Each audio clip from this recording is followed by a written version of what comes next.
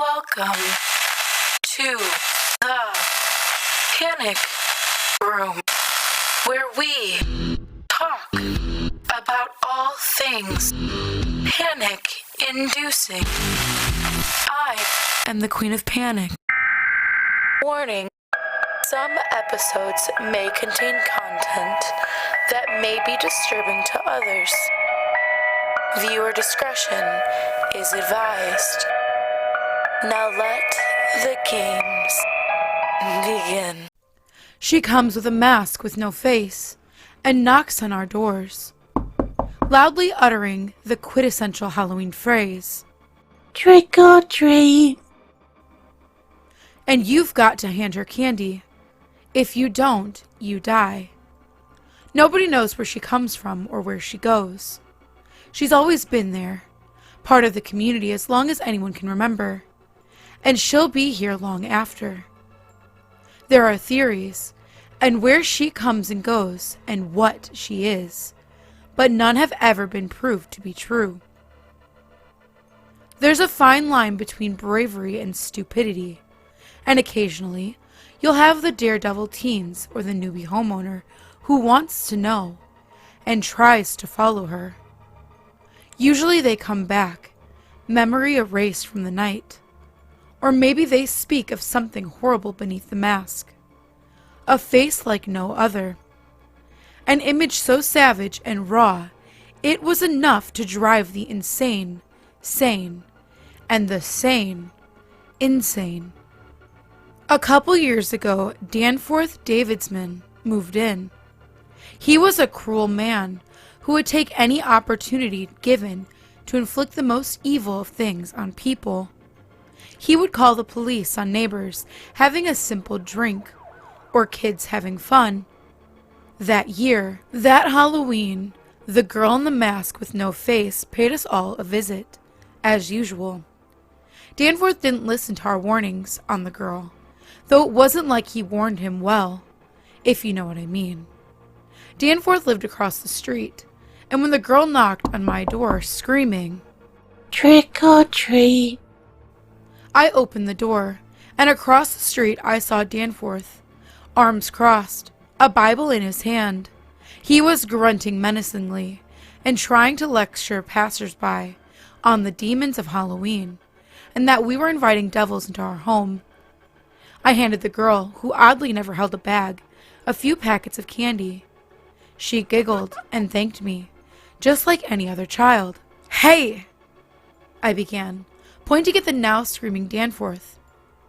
"I heard that man gives really good candy. You should go over there." "Really?" The girl gasped.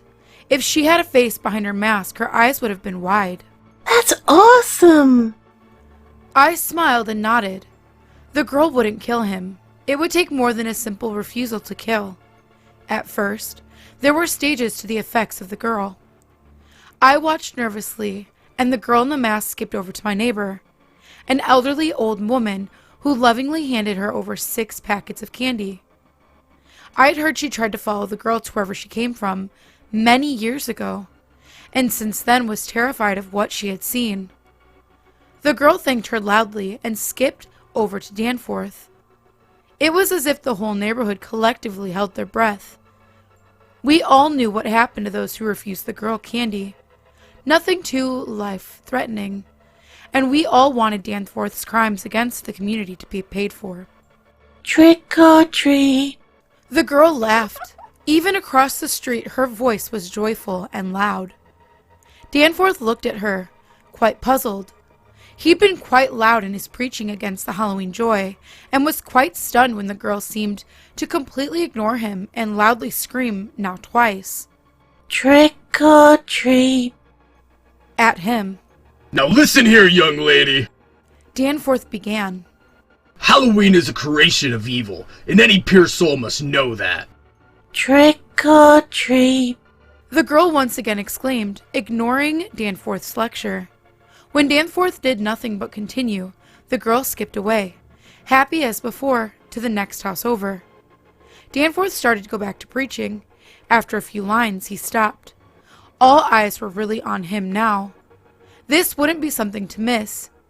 He began to cough now, and immediately we saw it. Blood. The man coughed again, and more blood erupted. And now, not just blood, but needles. He coughed more violently, and more needles sprang from his throat, scratching him and falling on the floor.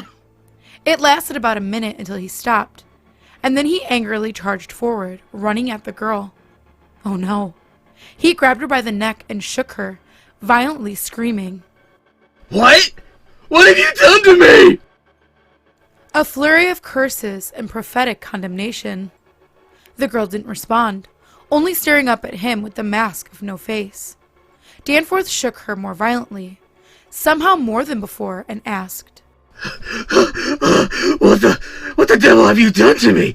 Take that mask off, young lady. A good girl lady. And then he tore off the mask and screamed. I looked away, of course, and to my knowledge, so did anyone else who was watching. I looked into my hands and the bowl of candy I was holding. I heard screaming like I had never seen before. Screams that went on and on, until the screams stopped, and I, although gingerly, peered back outside. Danforth was on his knees now, a blank look on his face. He stared into the torn-off mask, now held in his hands. He remained silent, unmoving, and then he collapsed. The girl hopped and skipped away. She had collected her fill for the night. And though old, mean Danforth had torn away her mask, another had emerged, covering her face as the moonlight shone above. She skipped her way off into the distance as we watched, and as she vanished, we breathed a sigh of relief. When I first moved in here 6 years ago, I thought it was an elaborate prank, a friendly urban legend to spook kids. I have too. When the girl actually did come, I thought it was part of the prank, and fortunately, I gave her candy. After Halloween, I asked who had been the cheerful little girl that aligned perfectly with the legend, and to my surprise, they all stayed true to their story. Some of the older people shared stories about the girl, terrible tales, and gradually, I was left with no choice but to accept the things were just that way. But before I saw what happened to Danforth, there was a little tinge of doubt in my mind. After Danforth, though, I realized it really was true. Danforth, of course, regained consciousness the next day. He picked himself up off the street and returned to his house, confused and still terrified. He made himself small and didn't stop bothering people at first. The moment Christmas hit, Danforth returned to his old and devilish ways of ringing up the cops whenever some poor soul was too loud for his liking, or if the music they were playing was pissing him off in some way. There wasn't much we could do about him. He was rich and had a mighty sway over the local government. As the months passed and Halloween approached things, Danforth began to grow more crazed. We'd thought he'd finally shut up about Halloween and abide by the legend, but no. Now, Danforth was more vocal against the dangers of Halloween. A full month before Halloween, he was already speaking out. And not just him, no. No, now he had cronies. 2 other Danforth-like copies who echoed anything he said. We're gonna kill that menace! He shouted, blasting really annoying music as he went door to door, handing out flyers that told us not to feed her candy, claiming that we were giving the devil our souls. "She's going down!" One of his like-minded copies echoed. "We're prepared this year," said the other, holding up not 1 but 2 Bibles. "Sure," I murmured, slamming the door in their faces. By now, Danforth had heard the legend for himself, and anything he chose to do now was entirely going to be his fault. The legend tells us that the first visit is only a warning. Fail to appease the spirit of the girl and you disappear. She takes you with her, and you go away, never to return or to be seen again. And there's no escaping her either. I took the kids and me away on vacation on Halloween once. Lame, I know. And she was there, knocking on my hotel door.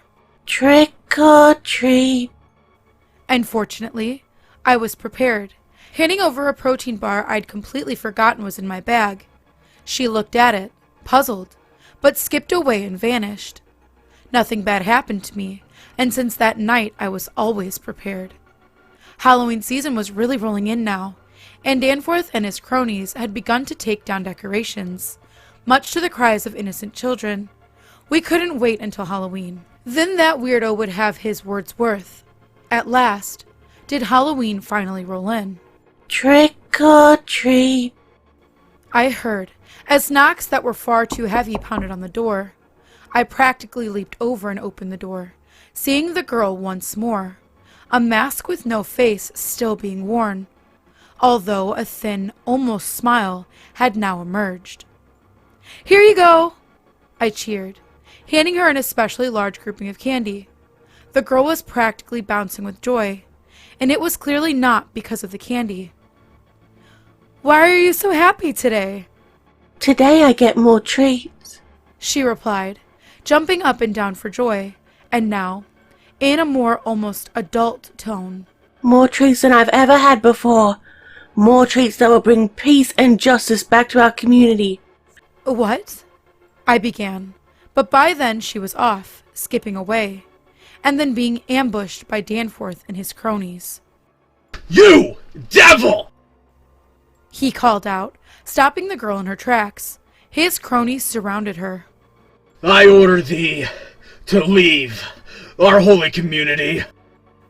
One of his cronies began to chant something I was too far away to hear. The other had both Bibles up and was waving them around. It wasn't really very clear. In the name of all that's good and holy, I banish thee. Danforth growled, reaching for the mask and preparing to rip it off.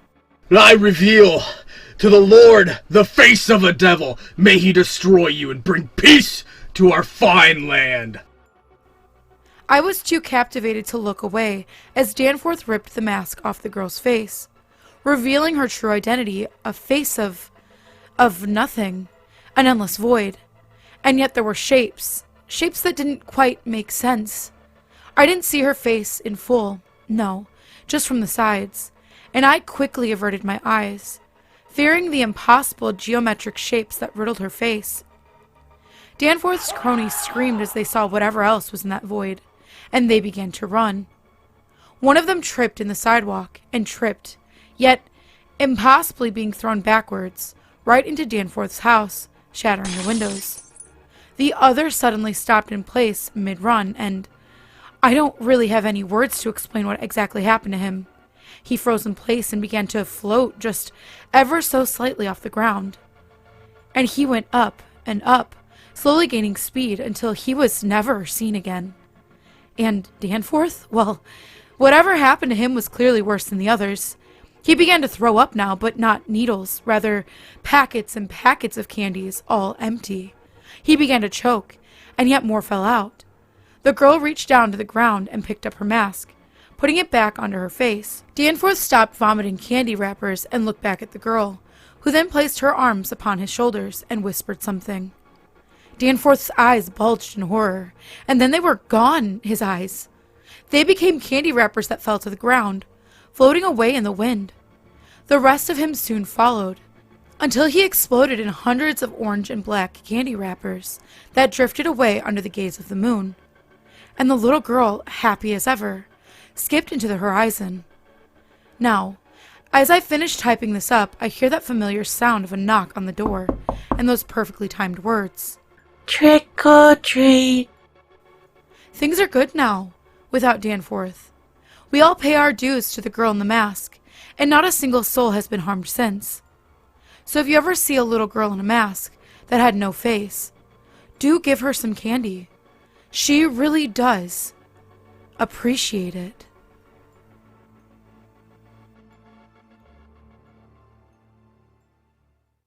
If you have any stories that you would like to see narrated here on the channel, please go into the subreddit and submit them there. The link is in the description. Also, we do have a Discord now. Thank you so much to Creepy Clown Girl for putting it together for us. You can come hang out with me and other narrators and get the party started, get spooky with us. That link is also in the description as well. And last but certainly not least, I wanted to introduce the King of Panic. We have a lot of brand new content coming soon with him in it. He is very talented. He does not have his own channel. He just kind of wants to be a part of this. So if you would like to hear from him once you start and you like his voice, stay tuned here. And as always, thank you for visiting the Panic Room. You have successfully made it to the next portion of your tour. Please stay tuned for your next prompt. Click the like button and subscribe to receive notifications for when the next portion of your tour is ready to join. Thank you for watching. Don't let the panic drown you.